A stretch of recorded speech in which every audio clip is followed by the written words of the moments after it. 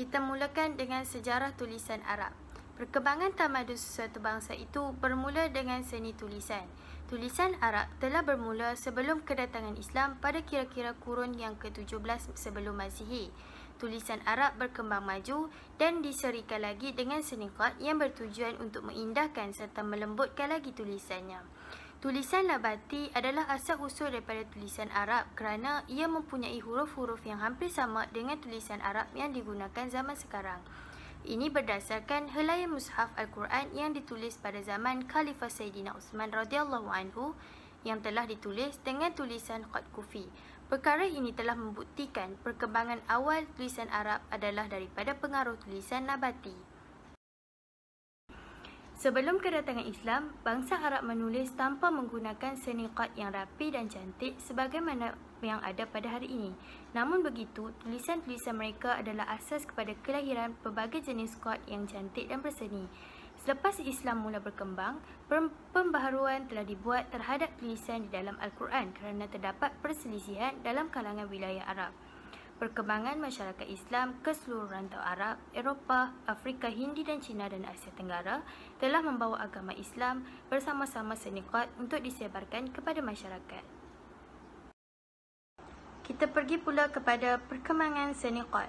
Asas seni qad yang timbul pada awalnya hanyalah seni qad kufi. Namun setelah perkembangan tulisan Arab yang begitu hebat, maka lahirlah pelbagai gaya qad yang bertujuan untuk mengindahkan lagi seni qad.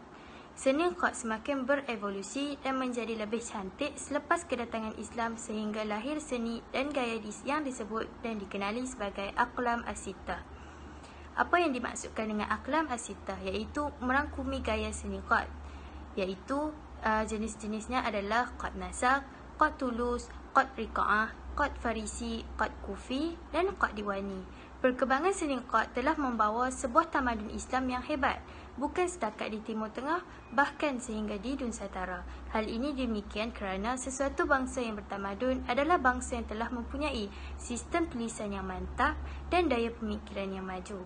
Kesan kemasukan Islam bersama dengan ilmu-ilmunya telah mendidik manusia untuk lebih berakhlak serta berintegriti dalam ilmu serta pekerjaannya. Seni qad merupakan seni warisan tradisi. Jadi, ianya perlu dijaga dan dipelihara dengan sebaik mungkin. Bagi memastikan seni tulisan qad ini terus dipelihara dan digunakan oleh masyarakat sepanjang zaman, ia perlu kepada beberapa langkah dan strategi ke arah kelestarian seni qad Arab. Langkah pertama dalam melestarikan seni qad ialah menjadikan mata pelajaran qad ini sebagai mata pelajaran wajib bagi pelajar Islam di sekolah rendah. Pemantapan dan penerapan mata pelajaran qad pada peringkat awal kepada anak-anak pelajar dapat memberikan mereka mengetahui konsep apa itu seni kaligrafi, jenis-jenis tulisan qad, bagaimana cara penulisannya, serta faedah-faedah yang bakal diperoleh daripada pembelajaran tersebut. Malah, dengan menjadikan mata pelajaran tersebut juga sebagai mata pelajaran wajib pada peringkat sekolah rendah, sudah pasti pelajar-pelajar dapat memupuk minat serta cinta akan seni kaligrafi sejak kecil lagi. Sekaligus, kelestarian seni qad ini juga dapat dipelihara dari zaman ke zaman. Assalamualaikum warahmatullahi wabarakatuh. Saya Muhammad Syawaluddin bin Muhammad Zulkifli, nombor matrik 1201320. InsyaAllah saya akan sambung dengan langkah yang seterusnya, iaitu dengan menganjurkan kempen kesenian qad pada setiap sambutan perayaan utama di Malaysia. Antara sambutannya adalah seperti Hari Kemerdekaan, Hari Raya Aidilfitri dan Aidiladha, Tahun Baru Cina dan Hari Malaysia. Antara kempen-kempen yang boleh dianjurkan adalah seperti pertandingan penulisan qad, pertandingan melukis poster, bengkel kesenian qad percuma secara online. Antara kelebihan menganjurkan kempen adalah seperti dapat memperkenalkan seni qad ini kepada bangsa lain dan seterusnya dapat mempromosikan kesenian qad sebagai khazanah orang Islam. Assalamualaikum warahmatullahi wabarakatuh. Nama saya Nur Adini binti Mat Rodi, nombor matrik 1190400. Seterusnya, langkah yang ketiga untuk melestarikan seni qad adalah dengan memperbanyakkan penggunaan tulisan qad dalam sektor perniagaan. Antaranya, tulisan qad boleh digunakan pada papan tanda, pada pintu gerbang, pada produk kraftangan ataupun pada seni lukisan. Antara produk yang menggunakan tulisan khot yang berpotensi untuk diperbanyakkan pada hari ini adalah seperti lukisan khot, aksesori rumah, dinding masjid, papan tanda masjid serta papan tanda sekolah. Jadi, secara kesimpulannya, dapatlah direnungkan bahawa seni khot dan jawi adalah salah satu jenis tulisan yang telah mewarnai pelbagai pengajaran dan pembelajaran pendidikan Islam yang menjadi nilai kesenian Islam yang berkualiti tinggi dengan tetap berpandukan kepada ketentuan-ketentuan seni Islam yang tersendiri.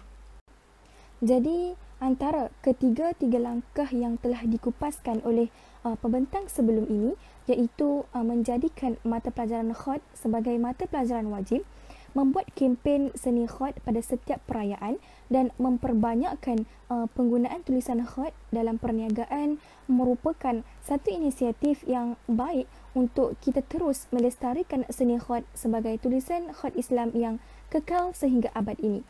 Malah, ini bukan sahaja memberi impak positif kepada umat Islam, malah turut membuka ruang dan peluang kepada perpaduan Malaysia untuk mempelajari tulisan khot ini. Maka diharapkan penerapan seni khot di beberapa tempat di Malaysia, khususnya di Sabah, Sarawak dan negara Asia yang lain dapat diterapkan.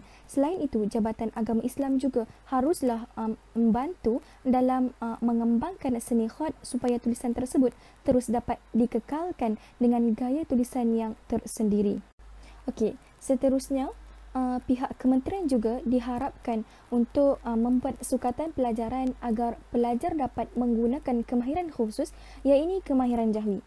Akhir sekali, kepada para pencinta tulisan jawi, perlulah giat untuk meningkatkan keterampilan tulisan jawi supaya dapat dikekalkan sehingga akhir zaman. Oleh itu, dengan harapan, marilah sama-sama kita sebagai umat Islam berganding bahu untuk terus melestarikan tulisan jawi daripada ditelan zaman. Seperti peribahasa, tak lapuk di hujan, tak lekang di panas.